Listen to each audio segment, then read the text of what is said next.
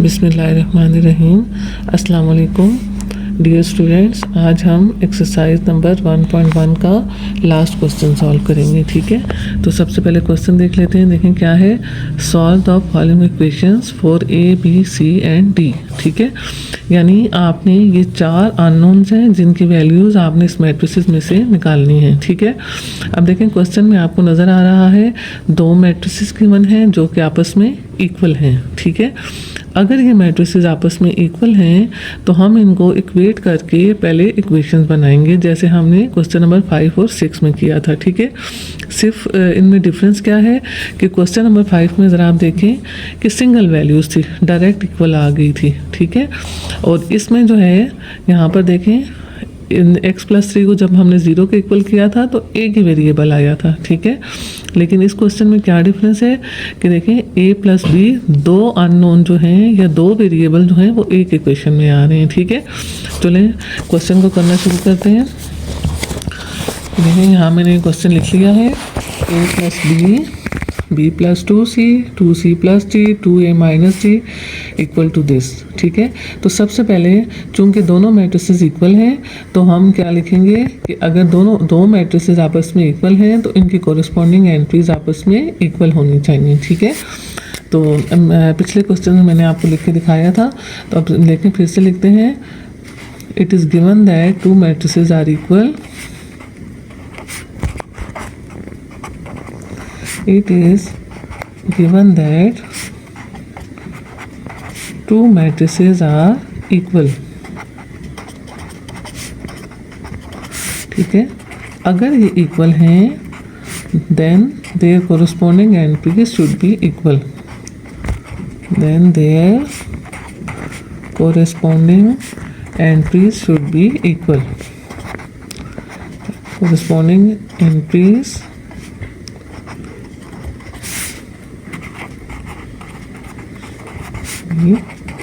Equal. ठीक है, चलिए अब इक्वेशन बनाते हैं। देखें a+b किसके इक्वल आ जाएगा, -1 के। a+b इज इक्वल टू -1, इसको हम नाम दे देते हैं इक्वेशन नंबर 1 का। ठीक है, अब देखिए दूसरी क्या है, b+2c, ये किसके इक्वल आ जाएगी, 4 के। b+2c इज इक्वल टू 4, इसको हम नाम दे देंगे इक्वेशन नंबर 2 का। ठीक है, उसके बाद देखें अगला क्या है, 2c+d, ये किसके इक्वल हो जाएगा, 8 के।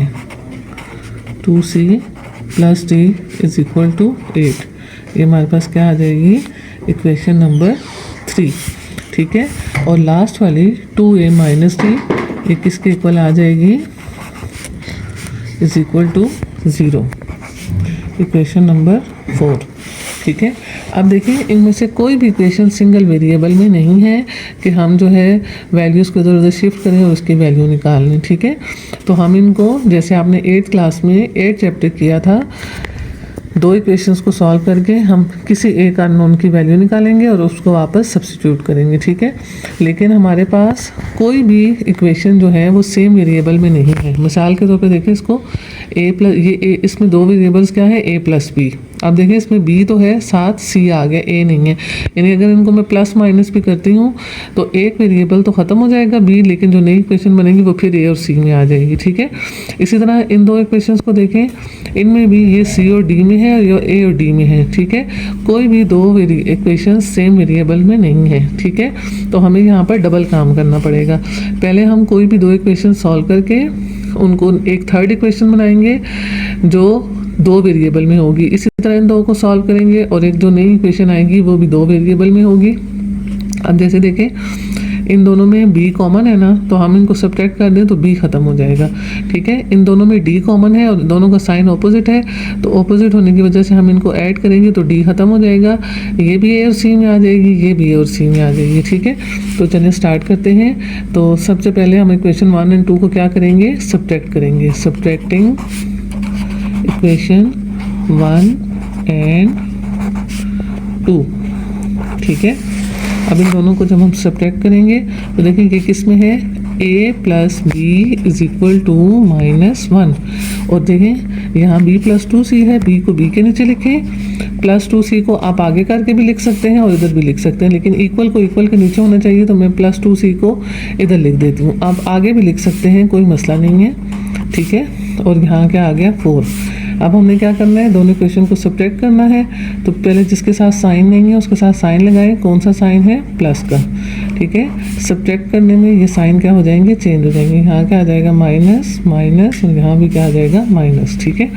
अब देखिए एक ये दोनों कैंसिल हो गए, plus minus, a minus 2c आ जाएगा, ठीक हो गया। और यहाँ पे क्या आ जाएगा -5, ठीक हो गया। ये हमारे पास एक नई इक्वेशन बनी है जिसको हमने क्या नाम दे दिया, इक्वेशन नंबर 5 का, ठीक हो गया। अब ये जो दो इक्वेशंस हैं, इक्वेशन नंबर 3 और 4, इनको हमने क्या करना है, ऐड, ठीक है। तो यहाँ हम क्या लिखेंगे, adding equation number 3 and 4। Same उसी तरह यहाँ पर भी हम वेरिएबल जो है वो ऊपर नीचे करके सेम करके लिखेंगे। देखिए 2c + d = 8, और यहाँ पर देखें 2a, ऊपर कोई भी 2a मौजूद नहीं है, इसको हम इधर साइड में लिख लेते हैं, और -d को d के नीचे लिखेंगे =0, ठीक हो गया। अब देखें यहाँ पर ऐड हो रहे हैं, प्लस माइनस माइनस, ये कैंसिल हो जाएंगे। जिनके साथ कोई साइन नहीं है उनके साथ साइन लगाएं, तो ये क्या बन जाएगा, 2a + 2c = 8, ठीक है। ये हमारे पास कौन सी इक्वेशन बन गई, इक्वेशन नंबर 6। अब देखें ये जो दो इक्वेशन बनी हैं ये दोनों सेम वेरिएबल में है, a - 2c, और ये भी a और c में है, ठीक है। तो अब इन दोनों को कंपेयर करें, देखें इनमें 2c सेम है, इसके साथ प्लस का साइन है, इसके साथ माइनस का। अगर मैं इनको ऐड करूँगी, ऑपोजिट साइन है ना, ऐड करूँगी तो c कैंसिल हो जाएगा, हमारे पास a की वैल्यू आ जाएगी, ठीक है। तो हम क्या लिखेंगे, एडिंग इक्वेशन नंबर 5 एंड 6। यहाँ क्या आ गया, a - 2c = -5, और यहाँ क्या आ जाएगा, 2a + 2c = 8, ठीक है। ये कैंसिल हो गए। 2a इसके साथ देखिए कोई कोफिशिएंट नहीं है, मतलब 1 है। 2a + 1a क्या बन जाएगा, 3a, और ये क्या बन जाएगा, प्लस माइनस क्या होता है, देखिए इसके साथ कोई साइन नहीं है, मतलब प्लस का साइन है, तो 8 प्लस माइनस क्या होता है, माइनस। 8 में से 5 माइनस करें तो यहाँ क्या बच गया, 3, ठीक है। यहीं पे पहले मैं a की वैल्यू निकाल लेती हूँ। देखें 3a = 3 आया है, तो ये 3 दूसरी तरफ जाकर इसके साथ मल्टीप्लाई हो रहा है ना, तो ये इस तरफ आकर क्या हो जाएगा, डिवाइड, तो 3 से कट जाएगा, तो a की वैल्यू क्या आ गई, 1। देखिए अब एक चीज़ की वैल्यू आ गई है ना, अब हमें कुछ भी प्लस माइनस करने की ज़रूरत नहीं है। अब वापस शुरू की इक्वेशन पे जाते हैं। देखें इक्वेशन नंबर 1 में मैं a की वैल्यू पुट करूँगी तो b की निकल आएगी, b की जो आएगी उसको 2 में पुट करेंगे तो c की निकल आएगी, c की जो वैल्यू है उसको इसमें पुट करेंगे तो d की निकल आएगी, ठीक है। तो चलें करते हैं putting value of a into equation number 1। Putting value of a into equation number 1। तो सबसे पहले हम इक्वेशन नंबर 1 को लिख लेते हैं। हमारे पास क्या थी, a + b = -1, और a की वैल्यू हमारे पास क्या आई है, 1 -1। अब देखिए ये 1 इस तरफ प्लस हो रहा है, दूसरी तरफ जाकर क्या हो जाएगा, माइनस, तो b की वैल्यू क्या आ जाएगी, माइनस माइनस क्या होता है, प्लस, साइन बड़ी वैल्यू का, तो आपके पास b की वैल्यू क्या आ गई, -2। जो भी वैल्यू आप निकालें उसको ऐसे हाईलाइट कर दें, ठीक हो गया बच्चों। अच्छा अब देखें b की वैल्यू हम किस में पुट करेंगे, इक्वेशन नंबर 3 में, 2 में, value of b into equation number 2। अब देखिए इक्वेशन नंबर 2 क्या है, b + 2c = 4, ठीक है। तो b की वैल्यू क्या आई है, -2 + 2c = 4। अब देखें इधर ये -2 है, इस तरफ आकर क्या हो जाएगा, +2, तो 2c इज इक्वल टू क्या आ जाएगा 6। अब देखें ये 2 इसके साथ मल्टीप्लाई हो रहा है, इस तरफ आकर क्या हो जाएगा डिवाइड, 2 1 जार 2, 2 3 जार 6, ठीक है। तो c की वैल्यू क्या आ गई आपके पास 3। ठीक हो गया बच्चों। अब देखें 3 वैल्यू निकल आई हैं, अब लास्ट वैल्यू रह गई है डी की, वो हम इन दोनों में से निकाल सकते हैं, ठीक है। अगर आप सी की वैल्यू पुट करेंगे तो थर्ड इक्वेशन में पुट करनी पड़ेगी, यहाँ से डी की आ जाएगी। अगर ए की वैल्यू पुट करेंगे तो यहाँ से भी आ सकती है, ठीक है। आपकी मर्जी, आप जिस मर्जी में करें। मैं इक्वेशन नंबर 2 में कर रही हूँ, putting value of C into equation number 3, ठीक है। इक्वेशन नंबर 3 क्या है, 2c plus D is equal to 8, ठीक है। c की वैल्यू आपके पास क्या आई है 3 इज इक्वल टू 8, 2 3 जार 6। अब देखें ये उस तरफ जाकर 6 क्या हो जाएगा, उस तरफ जाकर माइनस हो जाएगा, 8 माइनस 6, तो d की वैल्यू आपके पास क्या आ गई 2, ठीक है। अब देखें सारे अननोन की वैल्यू निकल आई, 1 -2 3 और 2, ठीक है। अब आपने अपने आंसर को वेरीफाई भी करना है। देखें ये आप अपने आसानी के लिए रफ अमल में करेंगे। देखें पहले वैल्यूज़ लिख लेते हैं। ए की वैल्यू हमारे पास क्या आई है 1, बी की क्या आई है -2,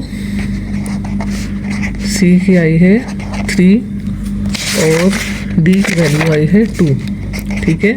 एक नज़र आप इन सबको देखें, ये हमारे पास ये 4 वैल्यूज़ आई हैं जो हमारे आंसर हैं। इनको हमने कैसे चेक करना है, देखिए हमारे पास पहली क्वेश्चन क्या थी, a plus B is equal to -1। तो यहाँ पर आप a की वैल्यू भी पुट करें और b की वैल्यू भी पुट करें, ठीक है। तो लेफ्ट हैंड साइड को राइट हैंड साइड के इक्वल आना चाहिए।